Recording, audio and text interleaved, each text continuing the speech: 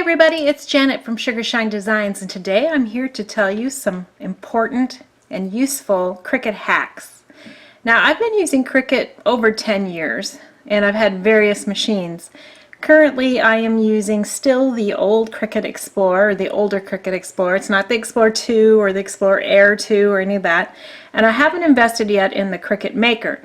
However, the hacks I'm about to share with you are good no matter which machine you have, even if it's still the first little bug that came out years and years and years ago. So let me start by sharing some of these tips with you, and I'd love to know as you listen to these if you've learned something new or if you have some additional hacks. Please leave them in the comments section. I think we could all learn, and that would be awesome. So let's get started. Alright, so the first three hacks I'm going to share with you today have to do with the mat, and it doesn't matter what machine you're using because all machines use a mat of one sort or another. Before I get into all the hacks I have to share today though, I want to take a minute and just encourage you guys to give me a thumbs up if you like the information that I'm presenting to you, and possibly consider subscribing. I'd love for you to join my creative community, and I'm always showing a lot of card ideas, cutting ideas and things that I think that you might enjoy if you're watching this video. Alright, let's get back into it.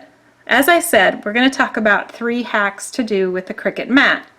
The first thing I want to point out to you is what we should all know if we were using Cricut, is that all mats, no matter their size or style, comes with a plastic covering. Now, I will call this a dust cover. It's just what I've called it all of the time that I've been using Cricut. And it may not be the official name of it, but when I'm saying dust cover, that's what I mean, is this thing right here. Now, when it comes, you of course have to peel it off in order to use it, because this is your adhesive side. And then you pull this dust cover off and throw it off to the side somewhere. And when it comes time to put your dust cover back on, it's usually pretty hard to tell which side is the right side or the wrong side.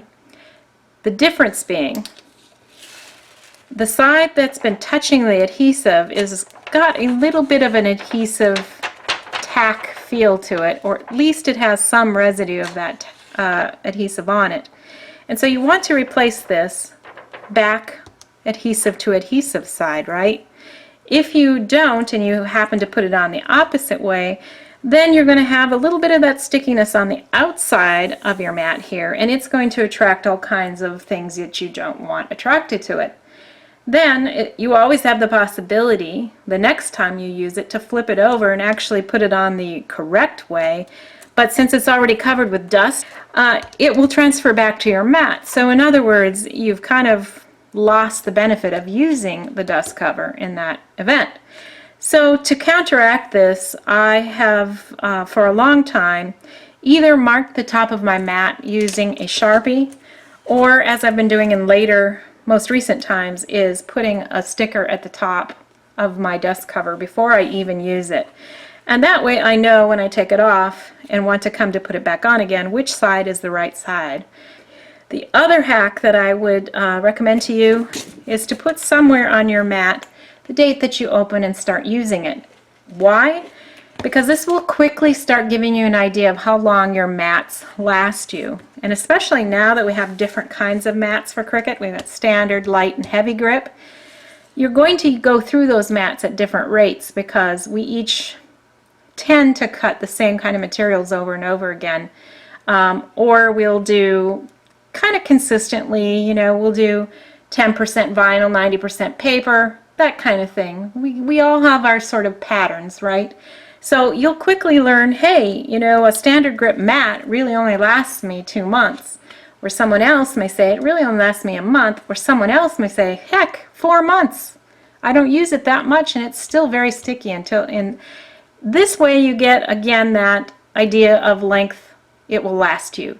Why is that helpful? Well, mainly for me it's helpful because then when a big sale comes, I kind of know how many I need for my immediate future.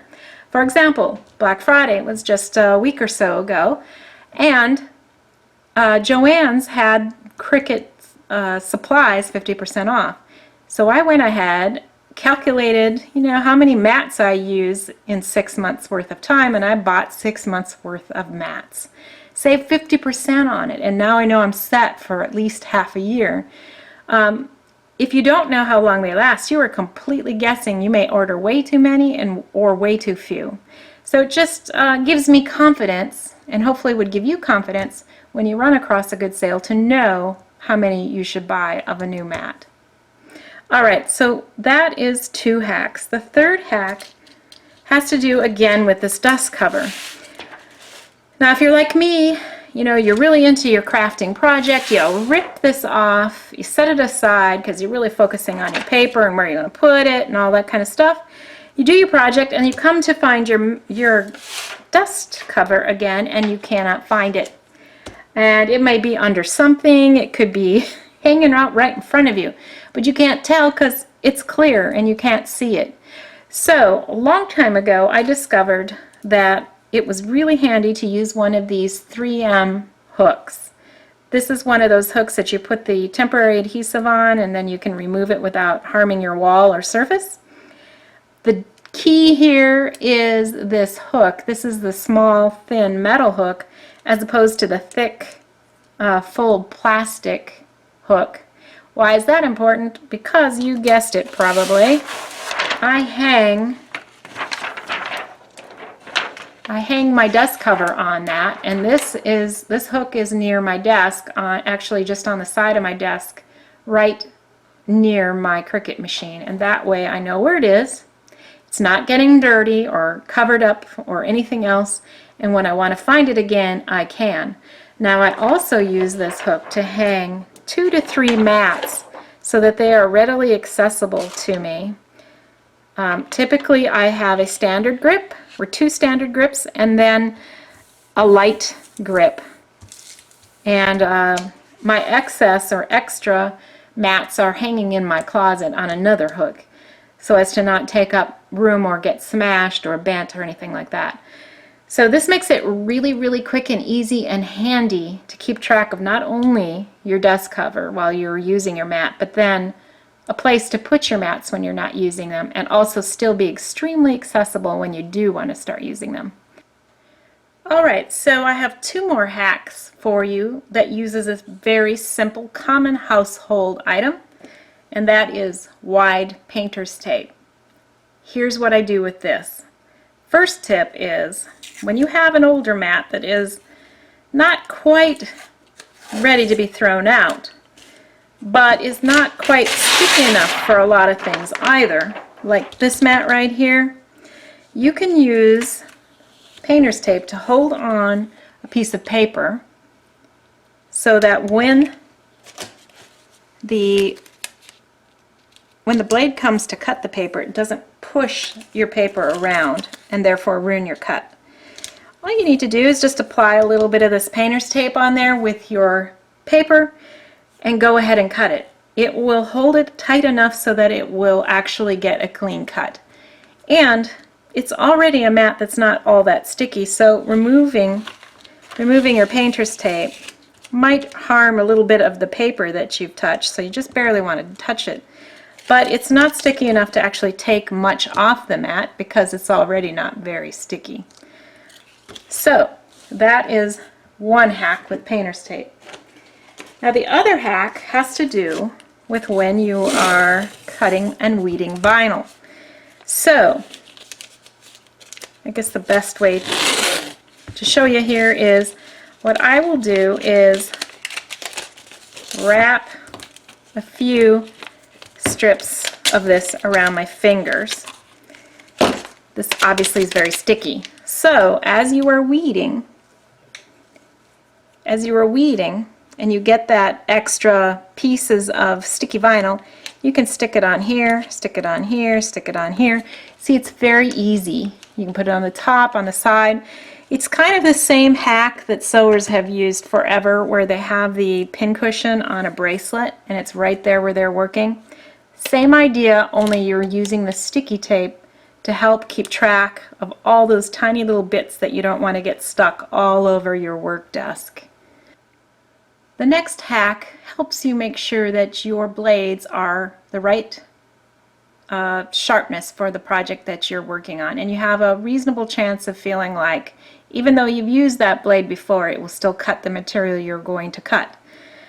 What I have started to do over the years, and granted you have to make a small investment to get a couple extra blades on hand, but I keep 2 extra blades in my Cricut machine in the storage area, and I mark the plastic that covers the blade part, though this comes with your blade. So I just use a Sharpie marker to write V for vinyl on one of those, and then another for G, glitter paper. Glitter paper will, chew up your blades faster than anything else. And so I just like to use the same glitter blade, and that way I know I have to replace that one a little sooner. If I've cut a bunch of glitter and then I go back to paper, a lot of times I find it doesn't cut the paper as nicely as I want. So I just keep one in the machine all the time that's for general use paper, and then I switch out my blades depending on the type of paper I am cutting, or vinyl in this case. You may find that you waste less material this way. At least that's what I have discovered. Alright, I'm back with one more matte hack, and this will be the last one for this video. Many of you have probably heard or started to use or whatever, turning your mat the other direction and feeding it in with your paper rather than always going from the normal top into your machine, because by default a Design Space will always put your cuts starting in this upper left hand corner.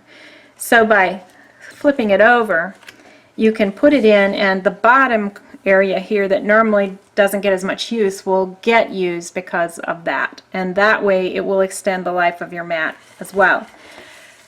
That's a basic one, but also don't be afraid once you have hit the Make It button and you see all of your mats to move your pieces from this far left corner to anywhere else on the mat. You can just pick it up and drag it to the corner, or what I like to do is drag them to the middle. And I will use this 4-inch mark as my guide as to where I'm going to start putting them. So this way the middle gets used, because often I found anyway that my middle, especially the center area, would be the most sticky because it kept getting cut more often in the corners, and then because I would flip it, it would get this corner, these 2 corners as well, leaving often the middle unused. So give that a try. You may find also that your mats last just a little bit longer. Well, those are all the hacks I have to share with you today. If you enjoyed this topic and found it helpful, please give me a thumbs up, and please also consider subscribing. It would be so great to see you back for another video. Well, that does it for me today. Thanks for joining me. I'll see you soon, but until then, keep crafting. Bye.